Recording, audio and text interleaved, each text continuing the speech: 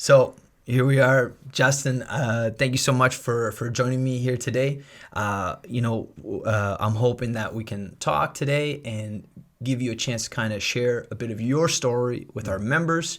If you wouldn't mind, if you could just introduce yourself, please. Sure. Thanks, Hammer. Thanks for having me. My name is Justin Primrose, for you guys that don't know. I'm a Brazilian Jiu-Jitsu practitioner, a competitor, and an instructor at the Ottawa Academy of Martial Arts. And I've been doing Jiu-Jitsu 8 years. Amazing. And, for those that might not know, where did you grow up in the city? I grew up in Orleans. Represent. I grew up in Orleans, in the east side of Ottawa, and pretty much lived there my whole life. And Amazing. Mm-hmm. And at what age would you say you were when you started coming to train jiu-jitsu? I started at 21. 21. Yeah, 21. So I was just getting out of like a pretty bad boy phase, so it was a good lifestyle change for that age. I think 21 is perfect. Making some different life choices. Yeah.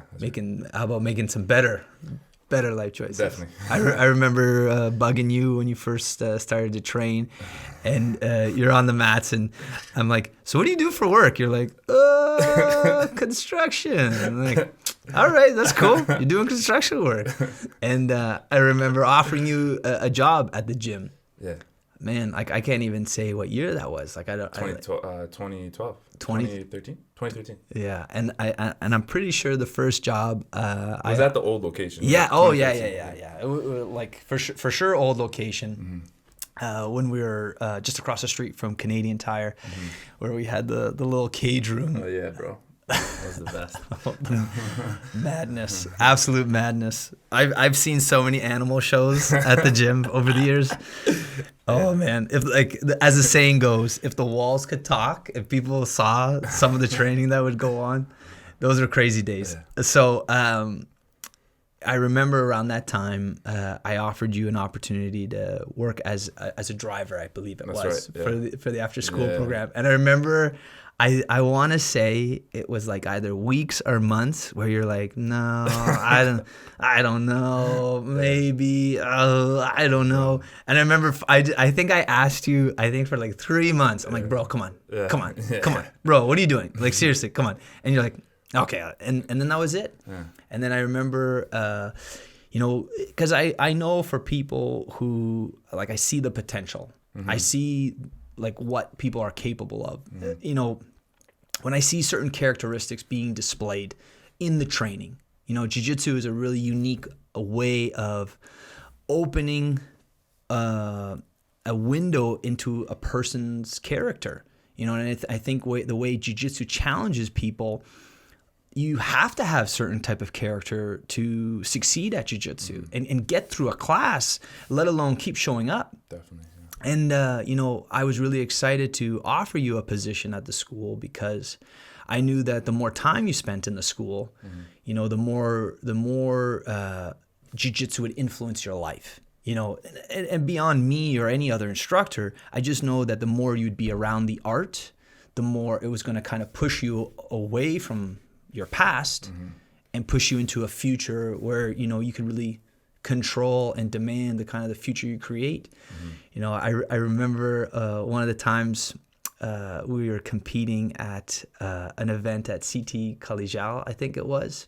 It would have been an event there. I don't know if you were like white belt or blue belt at the time, but I remember your parents came to watch. Yeah. And it was one of the very first times I got to meet your parents. Yeah.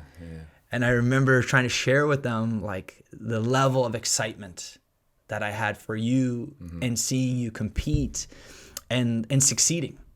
Yeah. Not just fighting and competing at jiu-jitsu, but I remember we had the whole team there backing you up, and I just remember how like I could see the look on your parents' faces where they're just like they were blown away. For sure. Yeah. Just the lifestyle change, I think they're just happy that I found something like positive and like an outlet, Yeah. Compared to everything I was doing before. So it's just, I think they're pretty happy, Yeah. For the most part. For the most part. We're still working on it, right? That's right. It's all good. But I think there's a lot of youth in our city that, get exposed to things early on in life, and it puts them on a path that maybe is not the best. And, sometimes they're making poor choices or decisions. And I think one of the ways that, you're in a position now where you can help a lot of these youth is to, turn it around.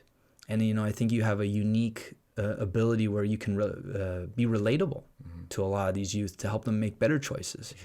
I think what's pretty neat at our program, where we're working with students either in our co-op program, where they work as a co-op student with us, or sometimes some of the youth that are going to adult high school, trying to make better choices, trying to graduate. We can help them get on a path where they're around mentors, where they're around strong male individuals, strong female individuals who can really, motivate them and inspire them to make better choices. How, what has that meant to you? Or, how did the mentor, who are some of the mentors that have been for you at the school? Looking at him right now. Man, Eric, all the guys, you know what I mean? There's too many to name, honestly. Everybody's had a pretty big impact on my life. Yeah. And, there's too many to name, honestly. But yeah, you're a perfect example, you know what I mean? You planted the seed for me and told me that I could be good at jiu-jitsu, and I believed you, and I'm getting better at jiu-jitsu. I don't know if I'm good yet, but I'm getting better. Bro, you're amazing at jiu-jitsu. It's frightening how good you are. And it's funny how you say that, planting the seed. Yeah. That's what I was very lucky that, my teacher, Pat Cooligan, did that for me. He planted a seed, and he really challenged me to do something with it, do something with my skills and my abilities. And that was it. He just simply said he believed in me, and I'm trying very hard to do that with others. And, I saw amazing potential in you. And, it's funny how you kind of laugh about some of the men or guys at the gym who've influenced you in positive ways, some of the strong female role models that we have in our team, how they have had a positive impact on you. Now you're in a position where you're giving back. You're giving back to those same guys that were committed to you as a white belt, blue belt, purple, brown belt, on your way to black belt. And here you are giving back to those same individuals and helping them succeed in their training, their career, and now working with youth. How do you find working with the kids? Good, man. I like it. Honestly, at the beginning I did not, but it took some time. But honestly, I enjoy teaching kids now. I think it's it can literally change my energy just being in the room with all the kids and seeing their faces and see how happy they are just to train and have fun. And at the end of the day, it's you're showing them jiu-jitsu, you know what I mean? It's I love jiu-jitsu, so it doesn't really matter, you know what I mean? Whatever, it's going to be jiu-jitsu, so, Yeah, man. and it really speaks to me when you say it like that, because I see how genuine you are when you're working with the children. And what's crazy is you're enormous. Okay, not really. You're enormous. You're you're basically a building. You're a giant building. You're super scary and intimidating. But the moment you smile, the moment you fire up around those kids, it is crazy to see the electricity from the other children and how excited they are. And just to hear you say it out loud gives me such, I'm trying to think of the right word. I don't want to say appreciation or gratitude, but I'm so grateful to hear you say how much you are enjoying teaching the children, because I know you were not excited about it. I remember I'd be just like how I asked you to be a driver, you're no, for months. Just need a little push, Yeah. A little bit more than a push. It's so funny, right? With the kids, you're no. And then now that you are, look at you. You're it lights you up. And the funny thing is, it's not work for you. You're I'm enjoying it. I'm having fun. I'm sharing something I already love. Exactly. You love jiu-jitsu, and it's so neat. I'm a big believer in this. So I've been very lucky to be influenced by incredible teachers my whole career around martial arts. I've even been exposed to teachers outside of the industry, in other industries of great teachers. And what's always unique about working with great teachers is being influenced to be a better teacher myself. And I've been very lucky to be invited all over the world, actually, to help teach others how to work with children. and help them succeed. And I'm still blown away to this day when I meet an adult who's like, either they say, I don't like teaching children, or they're like, I don't know how. And it blows my mind. I'm like, what do you mean? Just wrong with you? Literally. That's in my mind. I'm like, that's what I want to say. I want to say, what is wrong with you? How can you not enjoy teaching children? And then on top of that, like, how can you not win? How can you not succeed? Just be yourself and just basically share your passion for the art or whatever it is you plan to teach. And I think you're doing a great job of describing that. Like, you love jiu-jitsu. You've dedicated basically your life to it. You're pursuing it at the highest levels, from competition to whatever the next event is. And basically you're just sharing this devotion, this dedication.